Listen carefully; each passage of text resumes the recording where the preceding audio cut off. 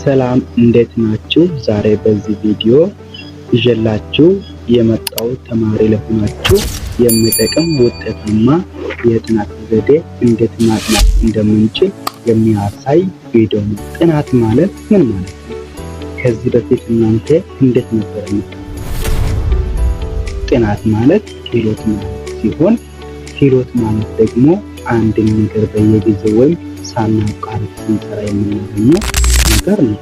በዛ ላይ ደግሞ የጥናት ዘዴ ማለት በሂደት የሚተገበር ክህሎት እንጂ ፈተና ቀደም ባሉ ቀናት የምናመጣው ነገር አይደለም። ይሄ ማለት ነገ ፈተና አለን እያልን ዛሬ ላይ ማታ ላይ የምናጠናት ሳይሆን ክህሎታችንን ለማዳበር በየጊዜው የምናደርገው ነገሮች ናቸው። የጥናት ፍላጎት የሚጎዱ ውስጣዊ ችግሮች በራሳችን እኛ የምናመነጨው ችግሮች አሉ። አንደኛ ትምህርት አይገባኝም፣ ሁለተኛ ትምህርት ከባድ ነው፣ ሶስተኛ አስተማሪው ጥሩ አይደለም፣ አራተኛ ሳይንስ ወይም ቁጥር አይገባኝም፣ አምስተኛ ሽምደዳ አይገባኝም፣ ስድስተኛ የሂሳብ ተማሪ አይደለም። እነዚህ በራሳችን የምናመነጨው ፍላጎታችን የሚጎዱ ውስጣዊ ችግሮች ሲሆኑ እነዚህ ቦታችን ላይ ካለ ማንሳትና ማስወገድ ያለብን ነገሮች ናቸው። ሌላኛው ፖይንት ደግሞ በጥናት ውጤታማ ለመሆን ምን ያስፈልጋል? በመጀመሪያ ይህን ጥያቄ ለራሳችሁ መልሱ።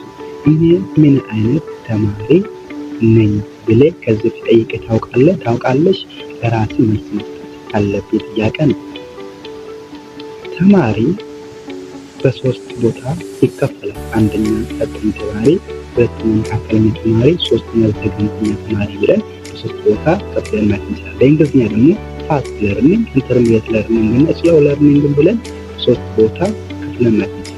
የቅድሙ ጥያቄ እዚህ ቦታ መመለስ ትችላላችሁ ማለት ነው። ወደ ሌላኛው ሀሳብ ደግሞ በምንሄድበት ጊዜ ጥናት በሁለት መንገድ ማየት እንችላለን። አንደኛ ቶሎ የምንረዳው የትምህርት አይነትና ሁለተኛው ቶሎ የማንረዳው የትምህርት አይነት አለ። አብዛኛው ጊዜ ተማሪዎች ቶሎ የሚረዱትና ቶሎ የማይረዱትን የትምህርት አይነቶችን በተመሳሳይ ሰዓት ለማጥናት ይሞክራሉ። ይሄ ስህተት ሆኖም ሳለ እኛ ደግሞ በዚህ ቪዲዮ ላይ ያዘጋጀነው ቶሎ የምትረዱት ትምህርት አይነት ትንሽ ሰዓት ሰጥታችሁ ቶሎ የማትረዱት የትምህርት አይነት ደግሞ ብዙ ሰዓት ሰጥታችሁ ካነበባችሁ ውጤታማ መሆን ትችላላችሁ ማለት ነው። ሌላኛ ሀሳብ ደግሞ ተማሪዎች ራስን ማቀናጀት። አንደኛ ወቅቱን በጠበቀ እቅድ በማቀድ ራሳችን ማቀናጀት እንችላለን። ሁለተኛ የተማርነው ላይ ብዙም ሳንቆይ ማየት። ሶስተኛ የተሰጠንን የቤት ስራ ወዲያው መስራት በጣም አስፈላጊ ነው። አራተኛ በእቅድ መንቀሳቀስ። ሌላኛው ደግሞ በምን ጊዜ ምን መስራት እንዳለብን ማወቅ። ጊዜው ከገንዘብ በላይ ማቀድ በጣም አስፈላጊና ራሳችንን እንድናቀናጅ የሚያስፈልግ ነገሮች ናቸው። በጥናቱ ውጤታማ ለመሆን አንደኛ መምህሩን ማዳመጥ፣ ትኩረት መስጠት፣ ያልገባቸውን ጥያቄ መጠየቁን አስተማሪም ሆነ ተማሪዎችን መጠየቅ። አራተኛ ደግሞ የጥናት ቦታ መምረጥ።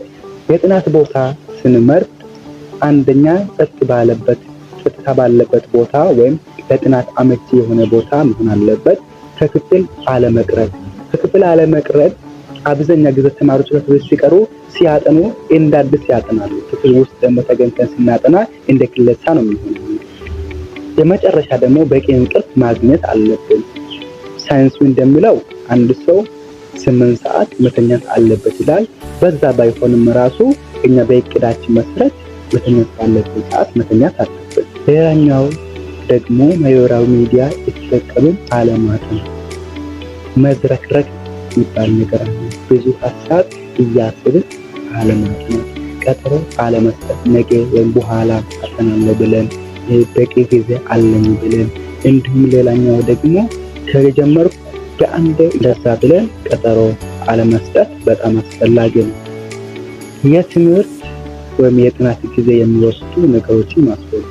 አንደኛ ጓደኛ፣ ስልክ፣ ቤት ያሳለፍከውን ነገር ማሰብ፣ የመምህር ሁኔታ ማየት፣ በጣም አስፈላጊ ያልሆኑ ነገሮች ናቸው። እንደ ቲፕ ደግሞ የምነግራችሁ ነገሮች ፈተና ከቀረበ በጊዜ መተኛት፣ ብዙ ትምህርት በአንድ ጊዜ ለማጥናት አለመሞከር፣ ሌላኛው ደግሞ መዝሙር ወይ ክላሲካል ወይም ዘፈን እያዳመጥን አለማንበብ። ይሄ ምንድነው የሚያስከትለን? ምክንያቱም ውስብስብና አዲስ ነገሮችን በአእምሮ ላይ እንዳይቀመጥ ያደርጋል። ስለዚህ የነገር አለማድረግ። በዛሬ ቪዲዮ በዚህ እናበቃለን። ስላዳመጣችሁ በደንብ አድርጌ አመሰግናለሁ። ላይክ ማድረግ እንዲሁም ሳብስክራይብ ማድረግ የተለቀቀ ቪዲዮ እናንተ ጋር ቶሎ እንዲደርስ የደወል በተኑን መጫን እንዳትረሱ።